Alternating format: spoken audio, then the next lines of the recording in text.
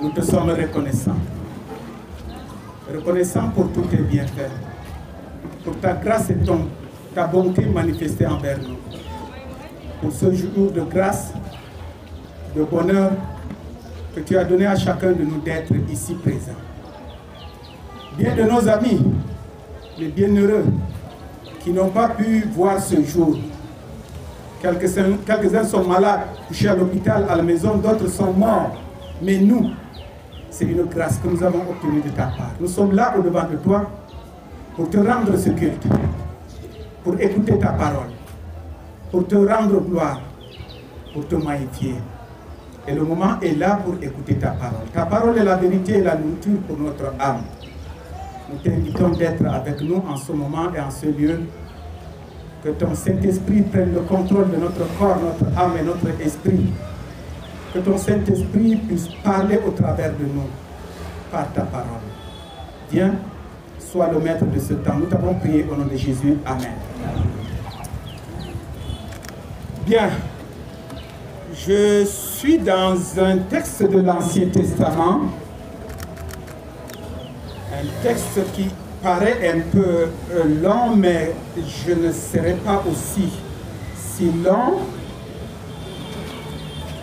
Je suis dans le livre des Juges, au chapitre 16, et nous allons nous arrêter au verset 21. Juges 16, le chapitre 16, le verset 4 à 21.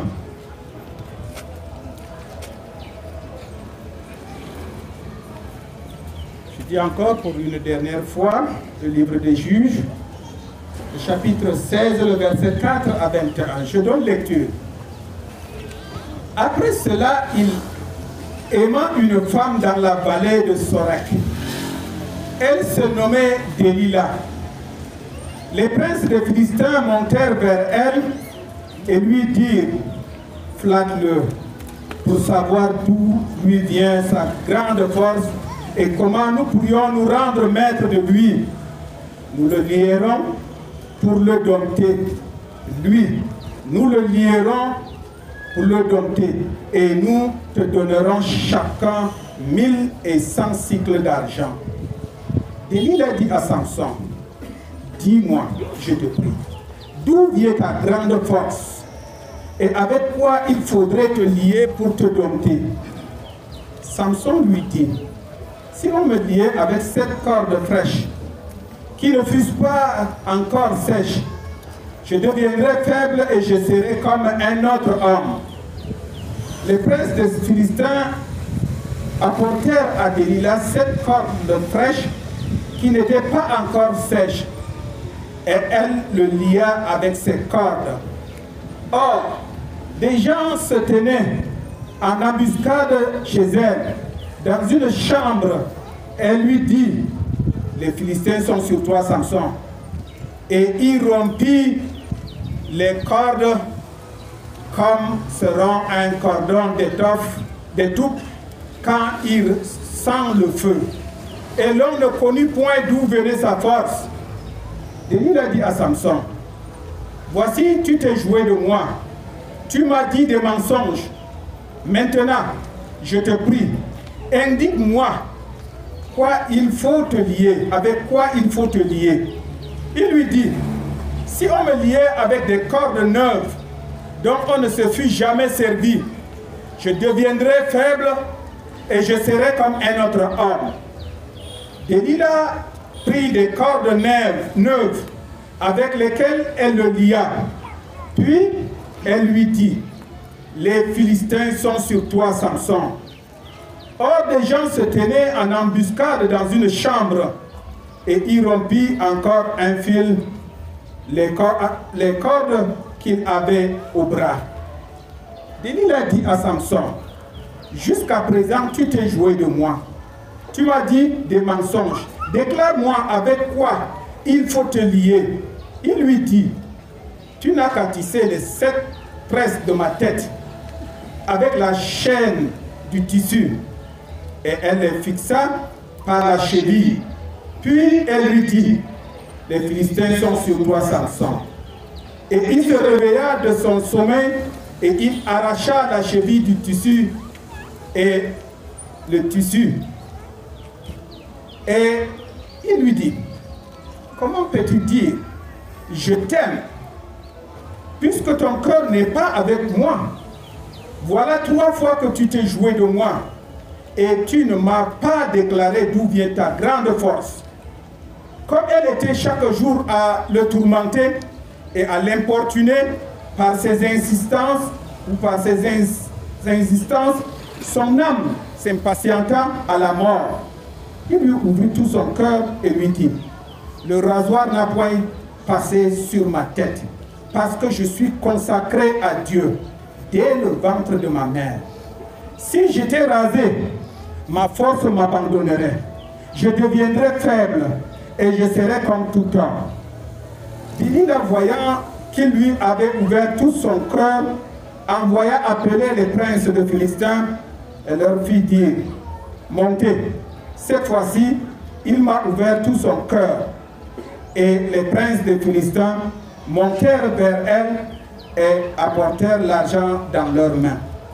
Elle l'endormirent sur ses genoux. Et ayant appelé un homme, elle rasa les 7 tresses de la tête de Samson et commença ainsi à le dompter. Il perdit sa force. Elle dit alors, les Philistins sont sur toi, Samson. Et il se réveilla de son sommeil et dit, je m'en tirerai comme les autres fois, et je me dégagerai. Il ne savait pas que l'Éternel s'était retiré de lui. Les Philistins le saisirent et lui crevèrent les yeux. Ils le firent descendre à Gaza et le lièrent avec des chaînes d'airain. Il tournait la meule dans la prison. Parole du Seigneur. Ce matin, nous allons nous entretenir sur le thème engagement dans la consécration. Engagement dans la consécration. La vie chrétienne n'est pas quelque chose de statistique ou de statique dans laquelle on peut s'installer confortablement et toujours, que ce soit dans l'Ancien Testament ou dans le Nouveau Testament, la Bible nous invite à avancer, à mouvementer, à aller, à être participant dans le plan divin, dans les œuvres que Dieu a préparées d'avance pour nous, que nous devons les pratiquer. Mais par ailleurs, un appel de consécration et de sanctification est donné à chacun de nous, particulièrement à ceux qui sont appelés à un ministère. Un service à rendre à Dieu, un service pour lequel tu es appelé devant Dieu. La consécration, la sanctification. Notre engagement dans la consécration demande ou réclame de nous un don, un sacrifice. Si nous rentrons dans le dictionnaire pour chercher à comprendre le mot sacrifice ou le mot consécration ou le verbe consacrer, la consécration est l'action de consacrer, un rite par lequel on consacre quelque chose ou une personne. Et consacrer, c'est employer totalement, ou s'employer totalement pour un ministère, vouer quelqu'un à quelque chose. Dieu choisit ses serviteurs dès le ventre de leur maman pour le mettre à son service. Mais la consécration, qu'est-ce que la consécration? Si nous cherchons à comprendre le mot consécration, nous trouvons dans le sens hébraïque du mot rendre sacré. L'acte rituel vouant un objet ou une personne à Dieu. Tu es consacré à Dieu. Pourquoi donc être consacré à Dieu? c'est l'un des parties de notre texte. Pourquoi être consacré à Dieu? Et aussi, quels sont les stades dans la consécration? Quel est le résultat de la consécration? Mais s'il y a des résultats pour la consécration, est-ce que cette consécration que nous avons ou que vous voulez prendre aujourd'hui, pouvez-vous la perdre ou pouvez-vous la retrouver? D'abord, pourquoi Dieu nous consacre-t-il? Pourquoi Dieu nous consacre-t-il? Je donne un premier point. La consécration nous transforme pour faire de nous quelqu'un de différent. La consécration nous transforme pour faire de nous quelqu'un de différent. Aujourd'hui, beaucoup de personnes cherchent la consécration. D'autres sont consacrés. Mais dans la consécration, elles sont restées telles qu'elles sont venues. Elles n'ont pas changé. Il n'y a pas de différence avec celui qui est consacré et celui qui n'est pas consacré. Quand nous revenons dans notre texte, au verset 14,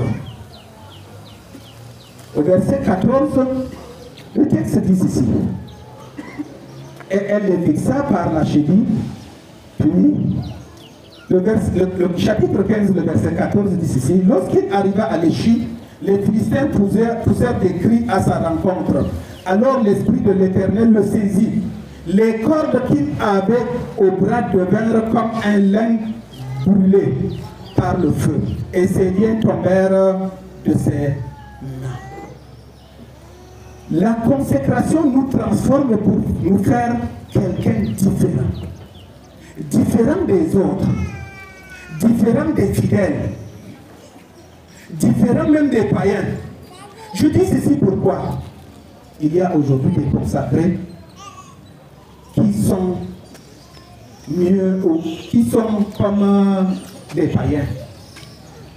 Un consacré que tu vas trouver dans la rue bagarré, un consacré que tu vas trouver dans la rue en train de faire des choses ignobles. Où est cette consécration? Où est cette mise à part? Le deuxième point que je veux parler, la consécration influence les autres. Celui qui est consacré par sa vie, par ses paroles, par ses actes, influence les autres. Samson a influencé les autres. Les ennemis, les Philistins, ne pouvaient pas l'approcher parce qu'il était saisi par l'Esprit de Dieu. Non seulement saisi par l'Esprit de Dieu, il avait avec lui une force extraordinaire. Voilà celui qui est consacré. Il est différent des autres, il influence les autres par ses mots, par ses actes, par ses paroles, par ses gestes. Il influence. Le troisième point, la consécration fait grandir la gloire de Dieu. Celui qui est consacré, il n'est pas consacré pour sa gloire, mais pour la gloire de Dieu. Dieu se glorifie au travers de celui qui l'a consacré. Celui qui est mis à part. L'acte qu'il pose, ce n'est pas pour lui, c'est pour Dieu. Mais il y a d'autres responsables, une fois consacrés, deviennent des...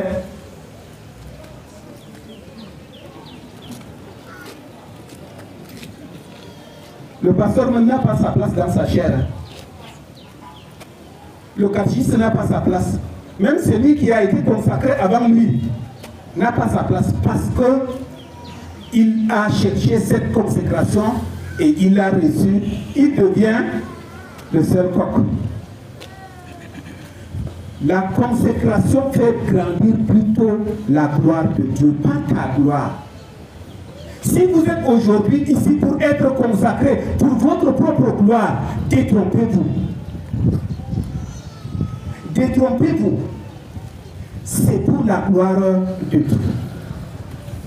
Un dernier point, la consécration nous fait devenir un instrument entre les mains de Dieu.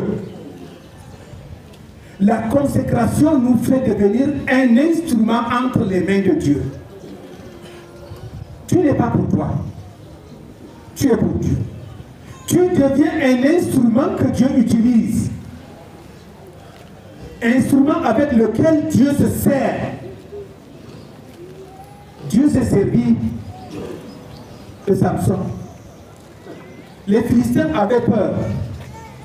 Pour avoir Samson, les Philistins sont passés par qui? Hein? Par sa femme. Plusieurs fois, la femme n'a pas laissé Samson. Dis-moi, d'où vient ta force? Dis-moi, d'où vient ta force? Samson tourne, donne une solution. Peut-être la femme là-bas suivre. Elle a suivi, mais elle a trouvé que c'était une tromperie. Elle a dit combien de fois? 3 fois, tu t'es joué même de moi. Tu m'as trompé. Mais ne me posez pas la question de voir comment la femme là est en train de vendre comme ça son mari. Ne me posez pas cette question. Mais comment Dieu a permis à celui qui est consacré d'être livré par sa femme? C'est parce que tu es devenu un instrument entre ses mains. Tu es un instrument entre ses mains. L'ennemi peut passer par ta femme. L'ennemi peut passer par ton enfant. L'ennemi peut passer par ton ami pour t'avoir. Mais à toi, consacré, d'être disposé pour le service pour lequel Dieu t'a appelé. Et la parole de Dieu dit ceci: va, car cet homme est un instrument que j'ai choisi pour porter mon nom devant les nations. Acte 9, 15. Tu as été choisi pour porter le nom de Dieu devant les nations. Et si tu as été choisi, tu es un instrument entre ses mains, entre les mains de Dieu. Si tu le sais, tu vas comprendre que la consécration n'est pas à ta gloire, mais à la gloire de Dieu. Dès le début, quand tu étais encore dans le ventre de ta maman, Dieu t'a pris, Dieu t'a choisi, Dieu t'a consacré, mis à part pour son service. Dans ta vie chrétienne, Dieu t'a protégé, Dieu t'a guidé pour faire sa volonté avec toi. Tu es un instrument entre ses mains. Mais pendant ta marche, Dieu est en train de chercher de te maintenir pour faire sa volonté avec toi. Dieu est en train de t'entretenir dans ta consécration. C'est là où j'ai dit, aujourd'hui les gens cherchent la consécration pour rendre gloire à leur personnalité. Mais la consécration est pour rendre gloire à Dieu. Et je l'ai dit, je me répète, si vous êtes ici pour être consacré pour votre gloire, détrompez-vous. Parce que le résultat de la gloire, ce n'est pas ça. La Bible déclare que Samson grandissait et que l'Éternel le bénissait au fil des jours. Dans sa consécration, Dieu était avec lui. Il grandissait au fil des jours. Dieu était avec lui dans son combat avec les Philistins. Il a gagné. Les Philistins avaient peur de lui parce qu'il y avait en lui une force. Celui qui est consacré a en lui une force que l'autre n'a pas. Et que cette force doit se manifester. Un jour, j'ai trouvé un consacré, comme on le dit généralement chez nous, un ordonné, en train de bagarrer avec son fidèle. Bagarrer, hein, je dis bagarrer, avec son fidèle. Qu'est-ce que je pouvais lui dire? Je n'avais pas de mots quand je l'ai vu. Voici ce que je lui ai dit. Ce que tu fais là ne te ressemble pas. ce que tu fais ne te ressemble pas. Parce que tu es mis à part, tu deviens une autre personne. Tes paroles changent, tes actes changent, ta pensée change. Tout ce que tu faisais, tu deviens même discret. Il y a certaines choses que tu ne dois même pas dire. On a arrangé la vie d'un fidèle à l'église la nuit. Madame qui est là, vous avez parlé quoi là-bas la nuit? Jusqu'à minuit, vous étiez là-bas, là, c'est pour dire quoi? Dis-moi.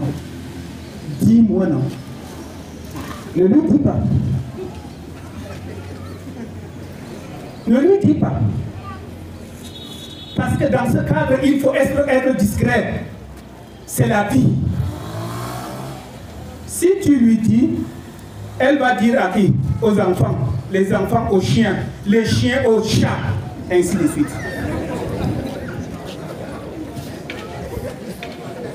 Et quand vous allez revenir arranger même cette situation, il sera difficile.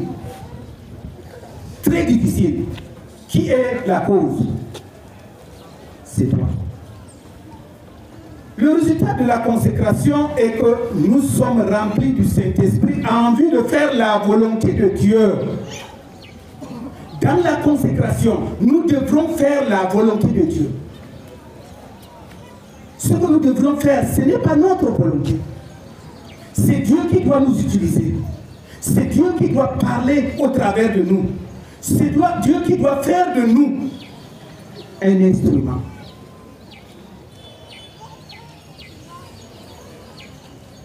Si aujourd'hui, nous avons des consacrés, nous voulons encore aujourd'hui consacrer, et nous allons encore consacrer, nous avons la confiance, c'est des personnes qui sont des instruments entre les mains de Dieu, avec qui Dieu travaille, avec qui la crainte du Dieu existe. Samson avait la crainte de Dieu. Et quand il avait la crainte de Dieu, les Philistins le craignaient. Quand il dit même à sa femme, va chercher les cordes neuves, attache-moi. Une fois qu'il est attaché, vous voyez que c'est comment? Quand les ennemis arrivent, il se lève, les cordes tombent seules. Pourquoi les cordes tombent seules? Parce qu'il a avec lui la puissance de Dieu. La puissance de Dieu est avec lui. Il ne ressemble pas aux autres. La consécration ne signifie pas faire comme beaucoup de personnes le pensent.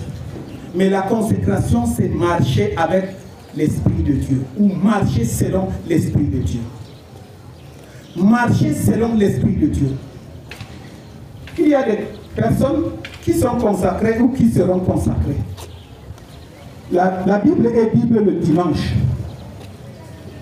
Les autres jours là, la Bible est dans les tiroirs. Tout le reste du temps, c'est pour les activités du monde.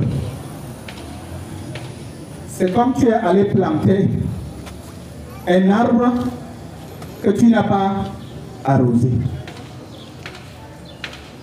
Si vous êtes consacré aujourd'hui, donnez-vous à marcher selon l'Esprit de Dieu. Dans la crainte. Dans la nourriture de la parole spirituelle. Le diable va passer par vos femmes qui sont là même derrière vous aujourd'hui là. Pour vous utiliser à sa volonté. Nous avons beaucoup d'exemples dans la Bible comme dans la vie. Des femmes qui ont été des obstacles au ministère de certaines personnes. Si vous n'avez pas du temps pour vous consacrer à la nourriture spirituelle, pour vivre selon l'Esprit de Dieu, le diable va profiter par vos femmes pour vous détruire. Samson a perdu sa consécration. Samson a perdu sa consécration. Les versets 1 à 4 du chapitre 16 dit ceci. Samson partit pour Gaza. Il vit une femme prostituée et il entra chez elle. On dit aux gens de Gaza, Samson est arrivé ici. Et ils l'environnèrent et se tinrent en embuscade toute la nuit à la porte de la ville.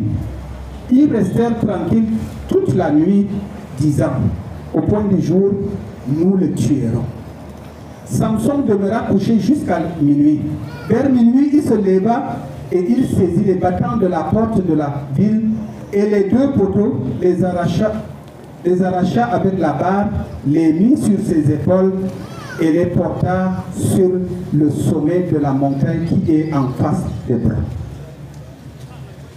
Il avait avec lui la force de Dieu. Mais qu'est-ce qu'il est allé chercher chez la prostituée? Qu'est-ce qu'il est allé chercher chez la prostituée? C'est là-bas qu'il est allé perdre sa puissance. Ou à la dernière minute, que fait-il là-bas dans le camp de l'ennemi? Ce sont ces Philistins qui le cherchent pour l'éliminer. Mais il est allé dans ce camp. Il y a des consacrés qui mènent cette vie de désordre. Les femmes des autres, c'est toi. L'alcool, c'est toi. La bagarre, c'est toi. Les insultes, c'est toi. Mais si le diable arrive pour te tenter, il a la porte, deux battants ouverts. Il pénètre. Et il fait de toi ce qu'il veut. Parce que tu as laissé ses portes ouvertes. Et, comme je l'ai dit haut, la femme de Samson était pour lui aussi une porte. Une porte. Delilah. Regardez. Elle le fait coucher sur son genou. Elle le fait même endormir. Elle prend tout son temps pour faire quoi? Tresser ses... Couper ces tresses-là. Couper. Et Dieu avait dit, Samson, ta force c'est tes cheveux. Depuis sa naissance, il n'y a pas eu un rasoir qui est passé sur sa tête. Parce que c'est là-bas où réside sa force. Et le diable est passé par là pour l'avoir. Par là, c'est par qui? Par sa femme. Par sa femme. Donc, la consécration que nous avons, ou que vous aurez aujourd'hui, n'est pas toujours, ou la perte de cette consécration ne sera pas toujours visible. Elle peut venir par votre femme, par votre enfant, par un autre moyen quelconque. Alors, bien-aimés en Jésus-Christ, nous avons beaucoup d'exemples dans la Bible. Beaucoup d'exemples autour de nous. De ceux qui ont été consacrés avant nous. Qui ont aussi perdu leur consécration. Qui ont donné toute leur vie pour le service de Dieu, mais qui ont perdu leur consécration. À nous aujourd'hui, par cet engagement, est-ce que nous sommes conscients que le diable, par n'importe quel moyen, peut passer pour nous faire perdre cette consécration? Mais même si cette consécration est perdue, elle peut être retrouvée. Si nous progressons dans la lecture de ce chapitre, nous allons trouver que Samson a retrouvé sa consécration. Bien qu'il l'a perdu, parce qu'il est revenu dire, Seigneur, donne-moi aujourd'hui la force que j'avais pour te rendre gloire, pour que ton nom soit honoré. Et qu'est-ce qu'il a fait? Les personnes qu'il a tuées, le jour de sa mort, le nombre est plus grand que ce qu'il a tué. Il a retrouvé sa consécration parce qu'il est revenu s'attacher à Dieu. Il s'est abaissé. Il a regretté ce qu'il a fait. Il s'est humilié. Et Samson est rétabli dans son contact avec Dieu. Samson était rétabli dans son contact avec Dieu. Bien-aimés en Jésus-Christ, voici le message du jour. Par notre engagement dans la consécration, est-ce que nous sommes conscients que la consécration a des résultats? Est-ce que dans notre consécration, nous restons ou nous allons rester attachés à Dieu et vigilants pour empêcher tout moyen que notre ennemi, le diable, va employer pour nous combattre, pour nous faire chuter, pour mettre devant nous des obstacles? Dans notre consécration, nous allons nous confier à Dieu. Dans cet engagement, être discret, disponible pour le service pour lequel nous sommes appelés. Si tu as perdu ta consécration, fais appel à Dieu pour le renouvellement de ton engagement envers Dieu. Rien n'est encore perdu pour toi. Dieu est là et par la repentance, Dieu va te relever. À chacun de nous, anciens consacrés, ou ceux qui seront consacrés aujourd'hui, ou encore ceux qui seront consacrés plus tard. Retenons que la consécration n'est pas pour nous. La consécration est pour la gloire de Dieu. La consécration nous rend différents des autres. La consécration fait la différence avec nous, les autres. La consécration nous ramène à être discrets dans tout ce que nous allons dire. Que le Seigneur bénisse cette parole pour nous et qu'elle porte de fruits en nous. Au nom de son Fils Jésus-Christ. Amen. Dieu notre Père, nous te rendons les actions de grâce pour ton amour, pour ta parole partagée.